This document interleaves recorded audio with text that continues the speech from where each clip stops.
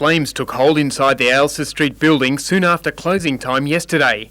Workers from neighbouring businesses saw smoke billowing from the Hoover Service Centre.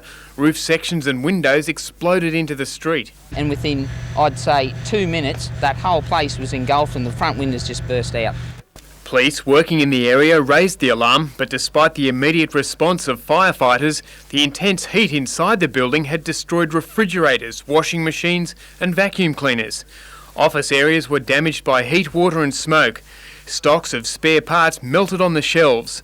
Police and fire investigators inspected the scene. Staff, now uncertain of their future, returned to begin cleaning up.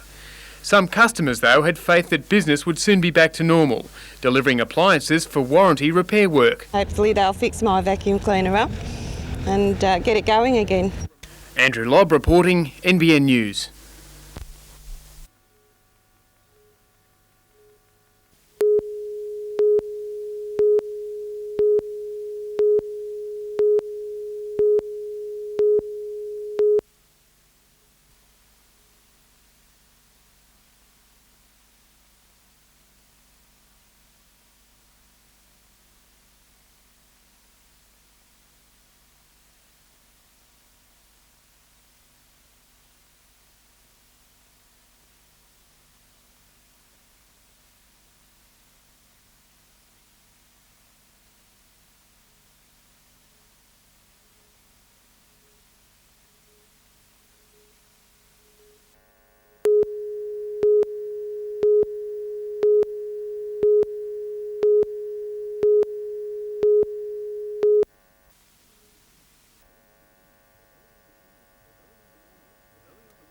Early on the morning of February the 8th, 1943, the BHP ship Iron Knight, bound for Newcastle with a load of ore, was struck amidships by a torpedo fired from a Japanese submarine, the same sub that just 6 months before had shelled Newcastle.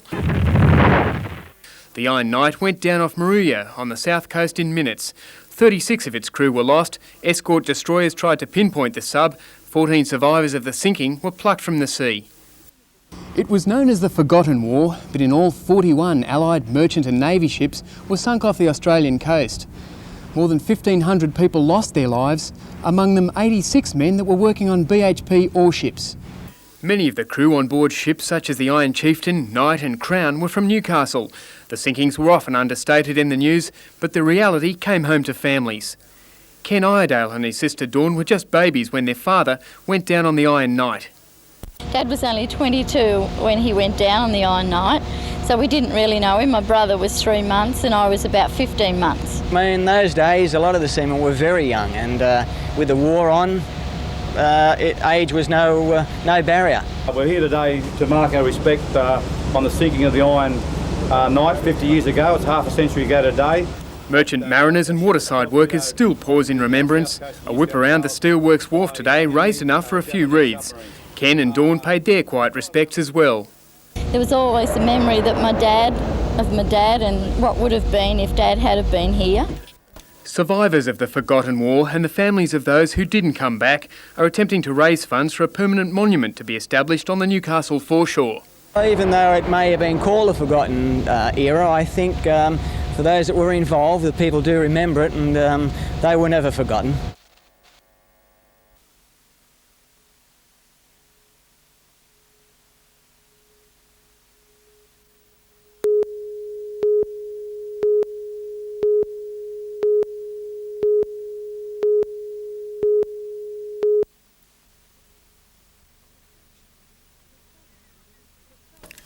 For some students, the simple task of crossing the road to get to the school gate can be a harrowing one.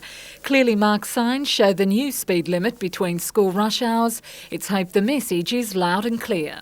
A lot of the time the kids have trouble crossing because cars don't stop for them, and they should. The introduction of speed safety zones is a statewide program between the RTA, police, local councils and schools. It's aimed at making motorists more aware of young pedestrians. Because it's important for cars to stop for kids to cross the road. My cousin got hit by a truck on his bike. The RTA says the new zones aren't speed traps but serve as a reminder to motorists to slow down on roads near schools.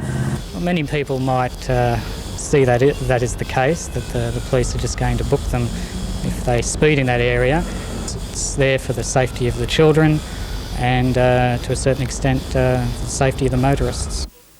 It's expected most state schools will adopt the new zones by the end of the year. Melinda Smith, NBN News.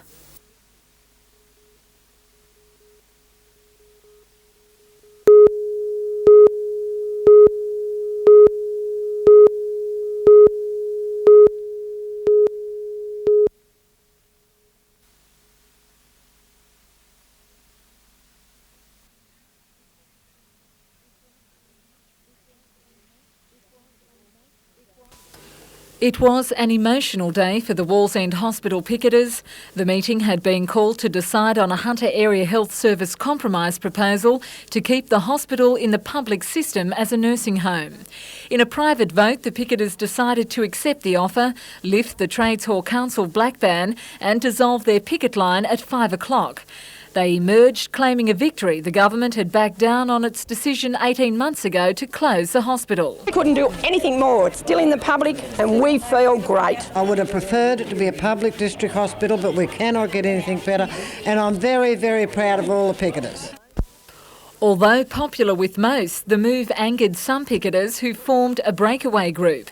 Supporters signed up in readiness to continue the protest. Police were called in when tempers flared. Members of the original picketers kept their distance. It may continue, but we won't be a part of it because we have already lifted the black ban. What they do is their business, what trouble they get into is their business.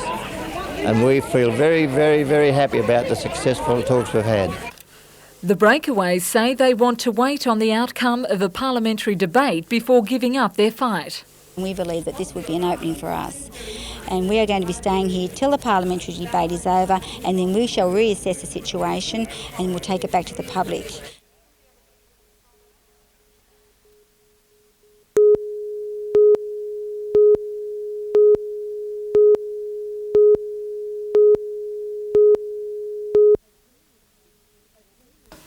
A team of 6 bushwalkers set off yesterday in some of the national park's most inaccessible terrain. Making their way downstream along the Williams River, one of the walkers slipped and fell 35 metres over a waterfall. We would never recommend it to experienced bushwalkers. It's a lot of mountain climbing, and in wet conditions anything can go wrong, as has happened. 2 companions stayed with a 41-year-old Dungog man who later died. It was 5 hours before the others could get help. Heavy rain and low cloud hampered landing attempts by the rescue helicopter. Clipping low-lying power lines, the pilot was forced to crash land in a paddock. Daylight revealed the extent of damage, wreckage scattered metres away. The crew of 3 and 2 paramedics suffered only minor injuries. Neighbour Dennis Rumble was one of the first on the scene. Well, the ground was very sodden and wet, and when they hit the ground, the machine bounced and didn't do as much concussion as it would have if it was dry ground. Yeah. Police say today's rescue operation lasted 10.5 hours. Late this afternoon, the body was winched from the site by Pole Air. Meanwhile, an assessor will determine if the $2.5 million chopper can be repaired. The accident is yet another blow for the state's helicopter rescue services. It's the second time a chopper has crashed in recent weeks. Only 2 weeks ago, Sydney's rescue helicopter crash-landed in the Blue Mountains after the pilot lost control. A spokesperson said the Hunters service would remain operational using a Squirrel helicopter from Sydney. It's expected an investigation by the Bureau of Air Safety will begin tomorrow. Melinda Smith, NBN News.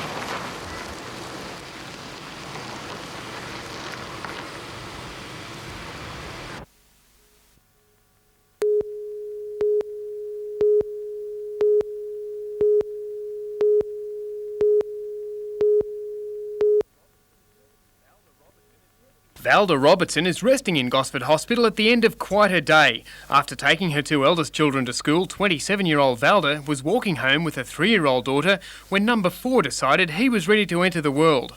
I was more worried that the baby was going to be okay, that I wasn't going to hurt it, and there was breathing and it wasn't cold.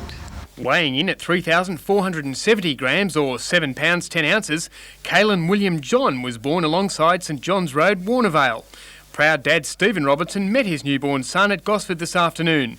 A neighbour had called the ambulance to assist Mrs Robertson, but there was little to do other than pronounce the baby fit and well.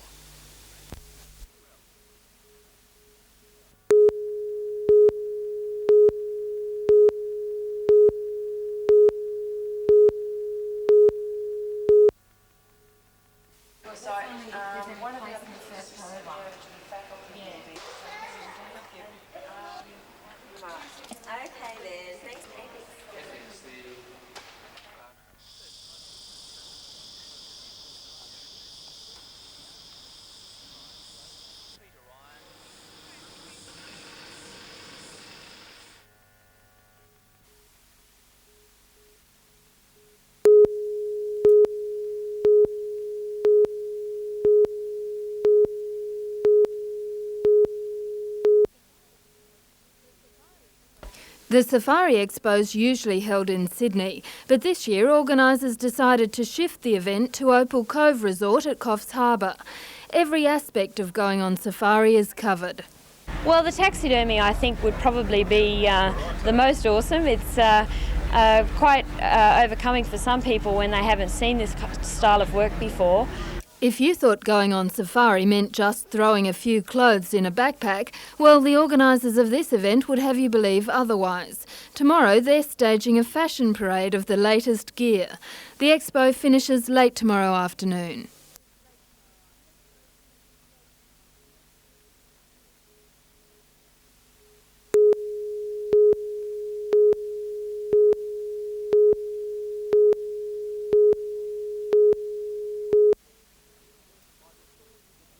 By the shores of the Blue Water Wonderland, people gathered for one of the festive highlights of the Port Stephens calendar.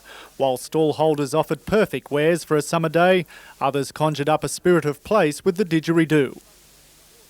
Some took to the water on yachts, others venturing into the wild blue yonder above.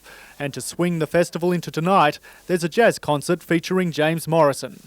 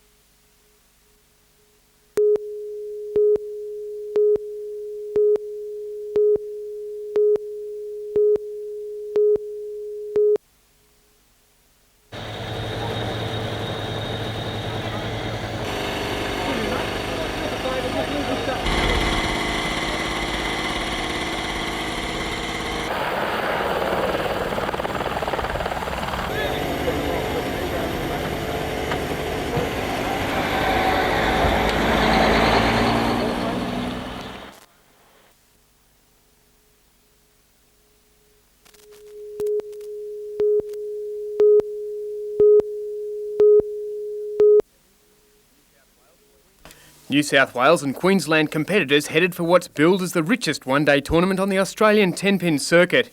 The contest boasted defending skins champion Gary Bernardin from Clayfield and visiting hotshots Amanda Bradley, Jenny Walsh and Carl Bottomley.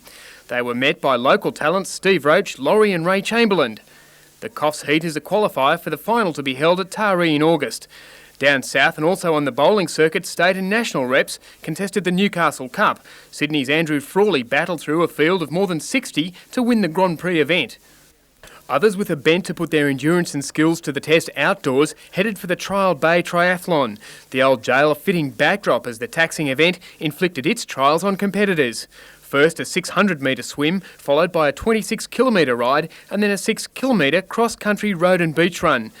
From a field of 120, the first man home, John Crimson of Sawtell in 1 hour 9 minutes, and the first woman, Helen Corbett of Taree, 1 hour 21 minutes.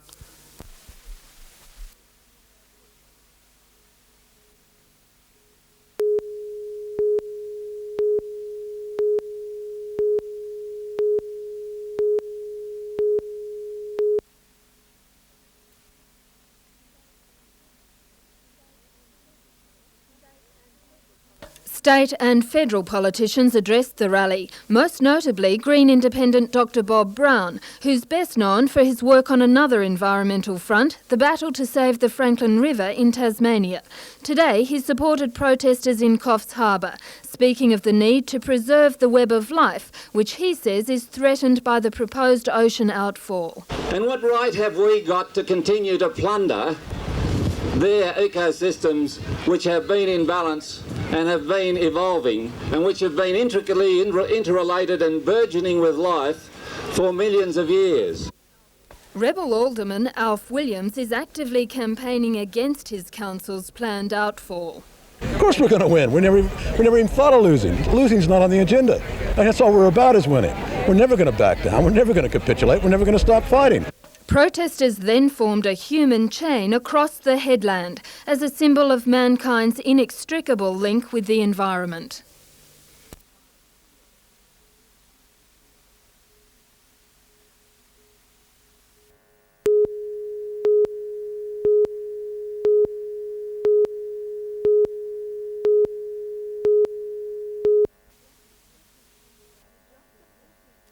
Just over 2 years ago, Barbara Gaudry found out she had leukaemia. What followed was months of chemotherapy and bone marrow transplants at Newcastle's Royal Hospital. With the promise of better treatment, the clinical haematology unit was transferred to the Mater late 1991. Barbara says she spent weeks in isolation with no private facilities or air conditioning and was forced to use a plastic wading pool for bathing. You'd sit in that and you would have a hose that was connected to your sink and you'd hold the shower hose and wash yourself in that way. I think it's inhumane. The conditions are substandard. Barbara's in remission now but says she's concerned for those still suffering. She says at least the Royal offered ocean views for leukaemia patients. Despite the promise of better care when the unit moved from the Royal to the Mater, patients like Barbara say the situation deteriorated, and even hospital administrators agree terminally ill patients have had to endure substandard conditions for the past 18 months. The staff are doing all that they can to minimise that discomfort. Unfortunately, we're stuck with buildings that are 70 years old and major refurbishment work is required to bring them up to standard. According to the region's Chief of Health Services, the plans for refurbishment rely on $3.5 million in state government funding, expected to be announced next month. It will provide an air-conditioned area, particularly designed area for people who are immunosuppressed and undergoing therapy for leukaemia and other cancer disorders. However, Dr Smythe says there are no immediate plans to change any facilities for existing patients.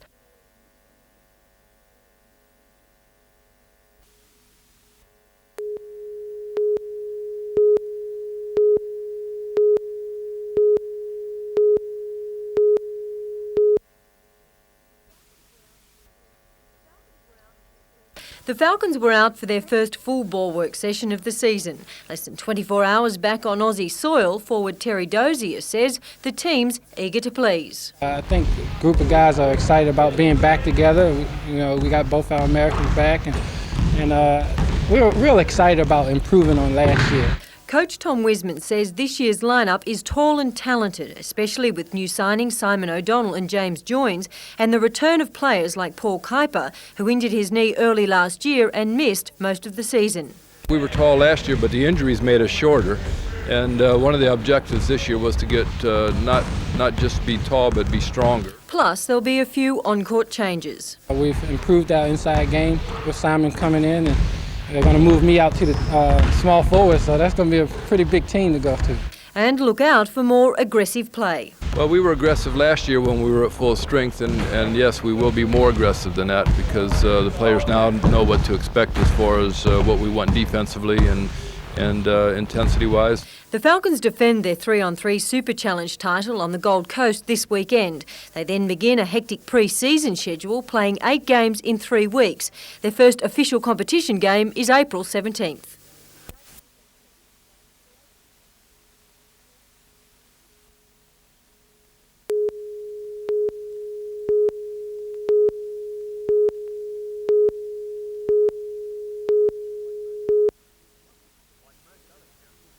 Like most other councils, Muswellbrook was concerned about its town dump filling up and the difficulty of finding an alternative. At the same time, Muswellbrook Mining was keen to get at rich coal reserves on the edge of town. Council gave the company 6 months using dozers and scrapers to extract 200,000 tonnes of coal and, without a complaint from residents, wound up with a big hole in the ground with a 40-year lifespan as a dump. $750,000 went into site works. We've created a transfer station where people can come and offload their rubbish into the bins that are provided, and then that material is transferred into the void. Recycling is encouraged at every level. If a ratepayer or resident shows up with a carload of paper or cardboard or recyclable goods, they will be given a concession on the entry fee to come into the site. The Waste Recycling Centre opens on Monday, and already there's talk of taking in rubbish from other areas. Every day trains and trucks leave this area full of coal and come back empty. Why can't we use this concept in other areas to bring back material from the Newcastle Maitland area? Do you think that would bring with it any sort of an image problem for Muswellbrook? No, I don't believe it should create an image problem. I think we've just taken the initiative and completed the project which everyone else has been talking about.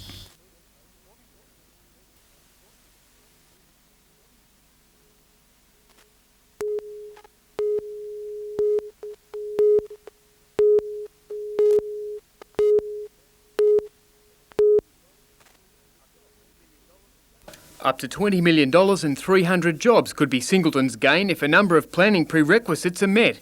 Singleton Council officers and representatives of the company Sheldon met today before taking the application onto regulatory bodies. There are a number of considerations that they've got to go through, financing, marketing and just the environmental concerns that anyone would have about an abattoir. Sheldon has targeted a 40-hectare site just off the New England Highway at Whittingham. The company is associated with David Throsby, considered one of Australia's most experienced meat processors. Lismore-based engineering consultant Ray Sargent and Associates will prepare the environmental impact statement. The abattoir would draw on stocks of about 250,000 head of cattle and would aim at a daily kill of 500 for domestic, Asian and North American markets. Located centrally in the Hunter Valley, serviced by 3 major centres with Maitland, Scone and Singleton livestock markets, the Hunter Valley is ready for a project of this nature.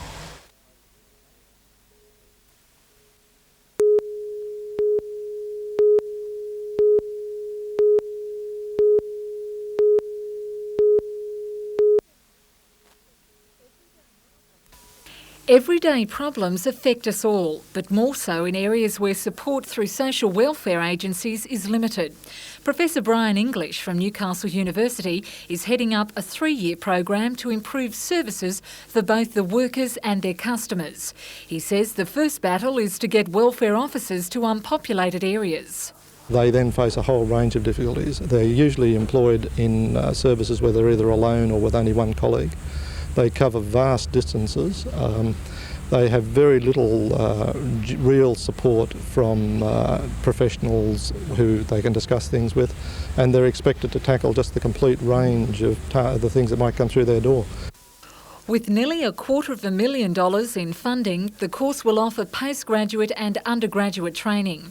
According to the professor, hardships are increasing for people in remote areas, resulting in devastating effects. It's showing up in all sorts of ways. I mean, unfortunately, in things like rural suicide rates have skyrocketed and so on, and rural bankruptcies. Yeah, there's a whole list of very telling and I suppose very sad sorts of indicators that we've got of just how difficult the situation is.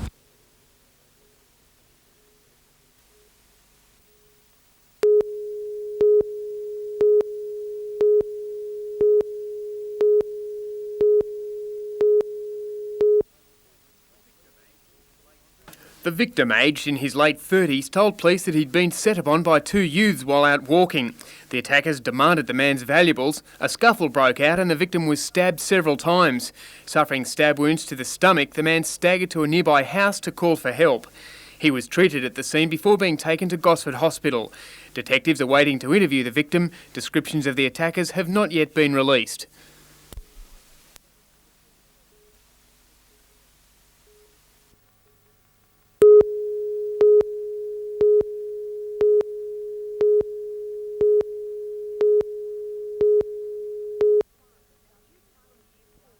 Students from Year 4-5 at Dudley Primary School are eagerly awaiting tonight's A Current Affair on NBN. They were among thousands of school students throughout Australia who entered a competition to design a new flag. And this was the winning entry, 10-year-old Jamie Chaseling's impression of what our flag should look like. Read a God of the colours of Australia and a kangaroo is an Australian animal. Teacher Claire Eade has encouraged the students to make up their own minds about if and why the flag should be changed. The English, it's like they've got part of our territory. I don't want the flag changed because so many soldiers have saluted to that flag and now they're going to change it, so the memories are going to be gone.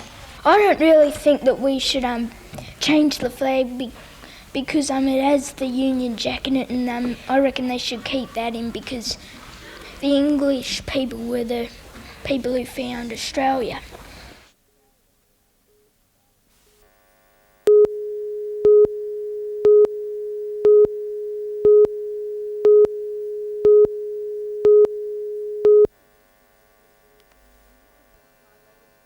The New England Highway was the scene of a horrifying 5-vehicle pile-up just outside Branxton about midday.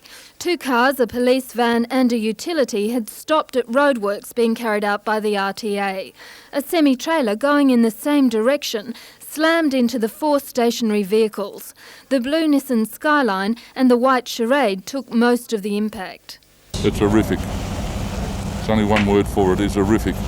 2 of the cars were so badly damaged that initially police couldn't establish how many people had died in the accident. It took police, emergency services and the fire brigade several hours to cut open the 2 mangled cars. 1 person died in the white Charade and 2 people, a man and a woman, died in the blue Nissan.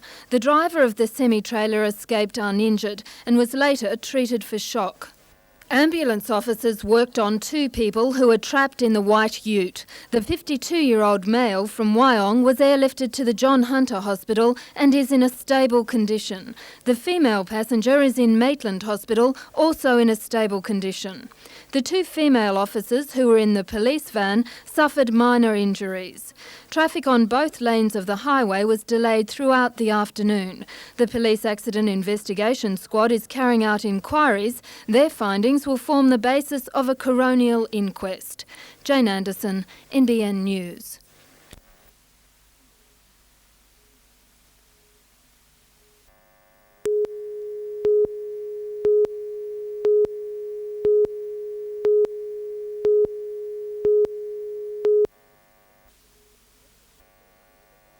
Every second month, the board of the Hunt Area Health Service will hold its meetings at hospitals across the region. Today, the board convened at Cessnock Hospital and later inspected some of the $1.5 million being spent upgrading facilities. At Cessnock, we've just completed the upgrading of the X-ray department, building works underway to expand the community health centre and to start a new drug and alcohol service for the people of Cessnock, and the Hunter Area Health Service remains committed to its country hospitals. Dr Smythe says the budget overrun at the John Hunter Hospital won't mean money will be taken from country hospitals such as Cessnock or Curry. He says extra money recently given to the Hunter will be used to relieve waiting lists at the John Hunter, Mater and country hospitals. Curry will receive an extra $100,000 to increase the amount of eye surgery being done in the Lower Hunter. We're particularly looking to target the waiting list for cataract surgery at the Royal Newcastle Hospital, orthopaedics, gynaecology, ear, nose and throat surgery and paediatric surgery. We hope to have those projects underway within the month.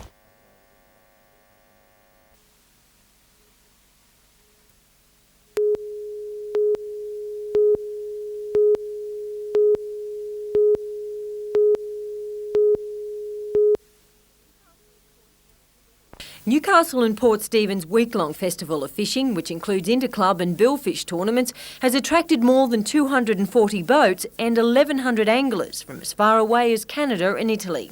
This week's action concentrates on the billfish competition. The anglers leave early morning and return to the weighing dock around 10 hours later, some unsuccessful, others like rookie angler Sean Newland from Cessnock, who landed one of the biggest catches for the day, a 106-kilogram black marlin. So, how did it feel? Very sore. No one can help you see, so, and you got 106 kilos pulling, and he's swimming away at the same time, and there's only on 24-kilo line. President of the Newcastle and Port Stephens Game Fish Club, Peter Bennett, says it's the most successful tournament ever. The weight and quality of the fish caught is up, as well as the practice of anglers tagging and releasing fish. If they can't eat them or if they can't use them, they're left there, they're allowed to grow. The research into them is tremendous. The fish scientists are running a program where they're following fish right around Australia, right around the world. They're learning fish habits. Mr Bennett claims the program, now in its 19th year, is working. This marlin was tagged in January last year, weighing 30 kilograms. Yesterday it was caught and weighed in at 80 kilos. Winners of the billfish tournament will be decided tomorrow, with the interclub competition finalised this weekend.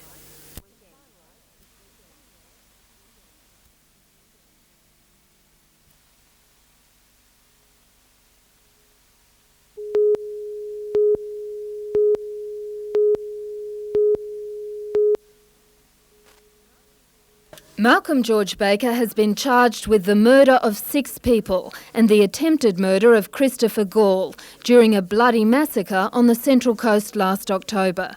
Christopher Gall, who was shot in the face, and some of the friends and relatives of those who were killed, attended Newcastle's Supreme Court today. Security was tight. Police searched everyone who entered the courtroom. Malcolm Baker was expected to enter a plea today. However, in an unusual start to proceedings, Baker tried to have his lawyer from Legal Aid sacked. After a conference between the two, lawyer Sean Flood continued to represent Baker. Flood asked the judge to postpone the start of the trial for 3 months because his client was psychologically unready to enter a plea today. Forensic psychiatrist Dr Bill Lucas agreed. He's spoken with Malcolm Baker on 3 separate occasions, most recently today. As Baker sat quietly sobbing in court, Dr Lucas described him as a man who was still grieving and deeply depressed. Baker had told him that everything was going too quickly and he was unable to enter a plea. In response to a question from Judge Campbell about how the relatives of the victims would be affected if the trial were delayed, Dr Lucas said he believed they would be distressed and angry. However, due to a long list of cases waiting to be heard and the judge's own workload, Justice Campbell was forced to adjourn the matter until the June sitting of Newcastle's Supreme Court. Baker will remain in custody until then. Jane Anderson, NBN News.